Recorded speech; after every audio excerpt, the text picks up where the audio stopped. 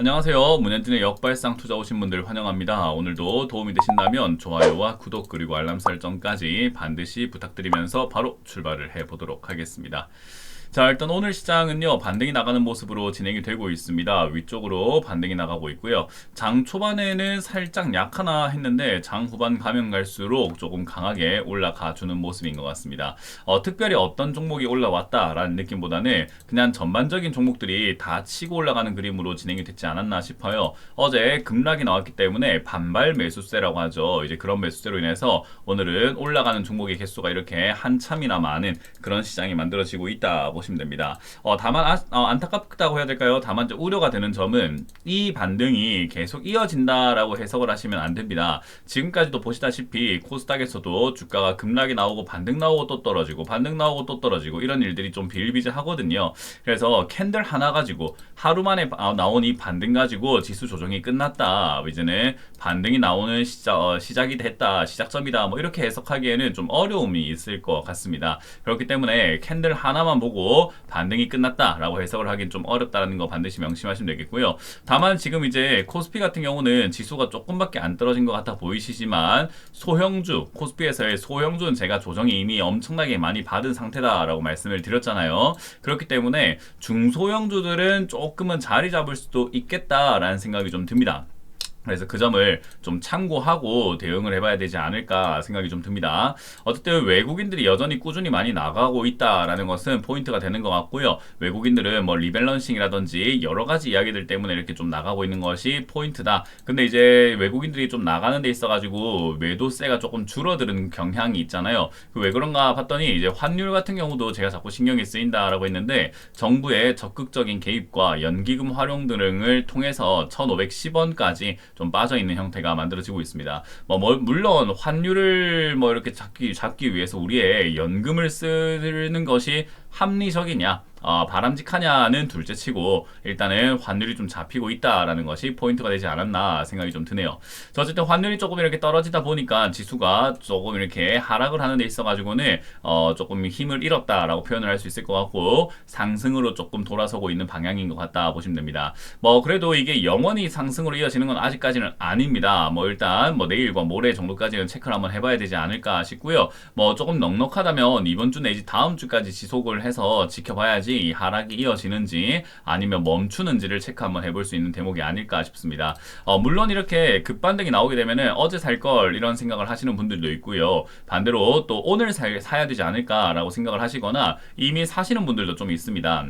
이제 그런 거는 내일 올라가게 된다면 잘한 게 되지만은 내일 만약에 또 밀려 내려간다거나 여러 가지 변동성이 생겨버리게 되면은 그거는 이제 잘한 행동이다라고 말하기 좀 어려워지기 시작을 하겠죠. 그렇기 때문에 섣불리 행동을 하시는 것보다는 보고 투자하는 것이 항상 옳다라고 생각을 해주시면 좋을 것 같습니다. 그래서 지금 지수는 당장에 무조건 좋다 또는 무조건 나쁘다 이렇게 평가하기보다는 약간 방향성을 잃었고 두 번째 지금 올라가고 있는 이 힘이 약간의 힘을 잃었다라는 것을 알 수 있는 대목이죠. 이 3월 달에 초반에 나왔던 이거 주가 하락은요, 전쟁 때문에 빠졌다라고 할 수 있지만 그 이후에 생기고 있는 5월 달의 하락과 지금 6월의 하락은요, 전쟁이 아니라 지금은 이제 자연스럽게 조정이 들어가고 있거든요. 그러니까 상승의 힘이 외부적인 압력이라던가 외부적인 어떤 힘, 요소에 의해서 빠지는 것이 아니라 그냥 상승의 동력이 조금 사라졌는지 주가가 밀리고 있단 말이에요. 그래서 그 점을 좀 체크 한번 해보실 필요가 있다라고 생각하시면 되고요.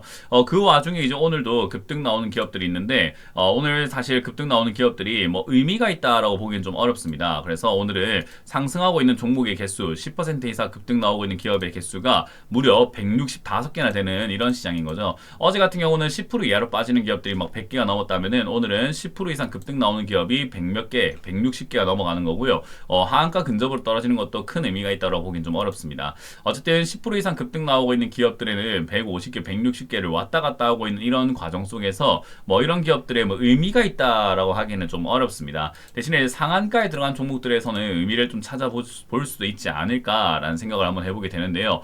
그 중에 이제 자동차 관련주라고 할 수 있는 화신전공이라던가 이미지스라던가 이런 것들이 조금 눈에 띈다 보시면 되겠고요. 반도체 부품 관련주라고 할 수 있는 PCB, 전공 후공정 뭐 이런 테마들이라고 할 수 있는 타이거 일렉과 같은 이런 기업들도 상한가에 가 있다는 걸 생각 한번 해볼 때 제가 말씀드린 것처럼 AI 관련주들이 좀 올라갈 수 있는데 이것도 AI 반도체 관련주로 이렇게 엮여 있는 기업이죠. 그리고 이미지스 같은 경우도 이제는 자율주행으로 좀 엮여 있는 기업이라고 생각하시면 됩니다. 화신전공 같은 경우도 자동차 부품 쪽으로 엮여 있게 됨으로 인해서 주가가 올라오는 기업인데 이것도 AI 데이터 센터 관련주로 해가지고 광통신으로 조금 엮여서 움직이는 그런 느낌도 있고 로봇으로도 엮여서 올라가는 기업들이기도 합니다. 그래서 이런 쪽들이 지금 움직이고 있다라는 것과 솔트웨어와 같은 이런 클라우드 서비스를 하고 있는 그런 기업들 실적은 좋지 않지만 이런 기업들이 움직이고 있거든요. 상한가에 가 있는 것을 확인할 수 있죠.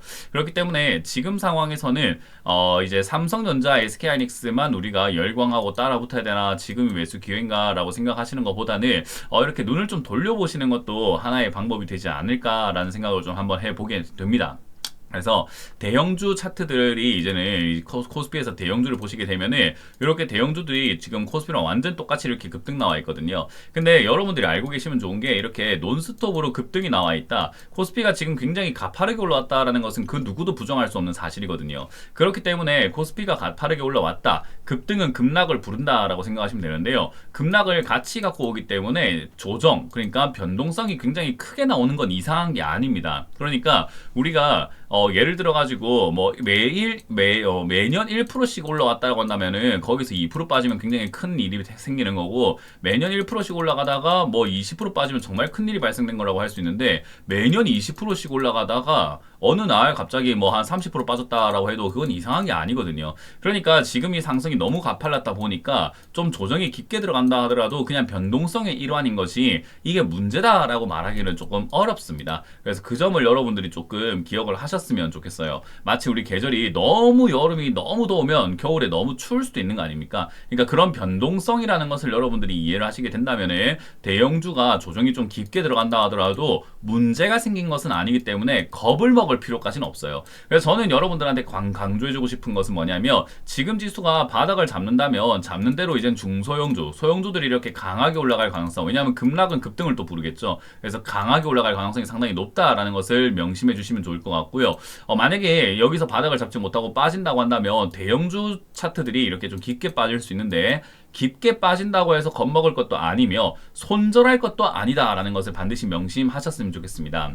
왜냐하면 변동성이 크다라는 것은 급락을 이렇게 불러일으킬 수 있지만 급락 이후에 급등이 나올 수 있기 때문에 매수라는 이 적극적인 요소를 활용해가지고 주가 올라갈 때 이득을 좀 챙기는 요소로 이 하락을 이용을 해야지 하락한다고 해서 손절 때려버리게 되면은 다시 재진입하기도 어려울 뿐만 아니라 어디서 다시 들어갈까 고민하는 것도 굉장히 어려운 일이 됩니다. 그래서 저는 그런 부분들을 감안해서 볼 때 지금 여러분들이 이 지수가 좀 빠졌다고 해서 손절할 필요까지도 전혀 없다. 그리고 변동성이 클 수 있다라고 했잖아요. 지수가 더 깊게 빠질 수도 있는데 여기서부터 지금 매수해서 들어가면은 오히려 내가 사가지고 너무 위에서부터 물려서 고생하는 일이 발생이 될 수 있다는 겁니다. 그래서 그 변동성이 있을 수 있기 때문에 그 점을 우리가 좀 감안해 보면서 무리하지 않는 선에서 투자하시는 게 어떨까라는 겁니다. 그래서 첫 번째 제가 원칙을 좀 정해드리면은 첫 번째 바닥인 것을 확인하기 전에 섣불리 들어가지 말라라는 게 첫 번째고요. 두 번째, 주가가 조정이 들어간다 해서 손절할 이유는 없다라는 게 제가 드리고 싶은 전략이고, 세 번째, 현금을 적극적으로 활용을 해서 매수할 생각을 하라. 하지만 오늘이 아니다라는 것만 여러분들이 명심하시면 좋을 것 같습니다. 이 세 가지 원칙을 여러분들이 잘 지키신다면은 어떤 조정이 온다 하더라도, 그리고 앞으로 여러분들이 이번 조정 말고도 앞으로 어떤 조정을 또 살면서 만나시게 된다고 하더라도 충분히 잘 헤쳐나가실 수 있을 겁니다. 그래서 그 점 참고하셔가지고 대응을 해주시면 어떨까 싶네요. 자, 어쨌든 이렇게 시장 변동성이 갖고 오고 이 변동성이 이렇게 지속이 되고 있는데 내일 조금 더 올라간다고 하더라도 사실 이거를 우리가 회복했다라고 말하기는 좀 어려울 것 같고요. 내일 좀 더 빠진다고 하더라도 사실 또 큰 의미가 있는 하락이라고 말하기는 힘들기 때문에 올라가든 내려가든 너무 일일비하지 마시고 겸허하게 그냥 지나간다라고 생각하시면서 바라보자라는 전략을 좀 드려보도록 합니다. 어쨌든 현금을 잘 쥐고 계시는 것이 중요할 것 같고요. 매수의 관점으로 바라보는 것은 언제나 옳은 방식 그리고 옳은 상황이기 때문에 매수의 관점으로 바라보시되 천천히 하자라는 것만 기억해 주시면 되겠습니다. 자, 저는 여기까지만 하고 물러가겠습니다. 도움되셨다면 좋아요와 구독 그리고 알람 설정까지 반드시 부탁드리면서 마무리 짓도록 하겠습니다. 지금까지 문현진 멘토였습니다. 고맙습니다.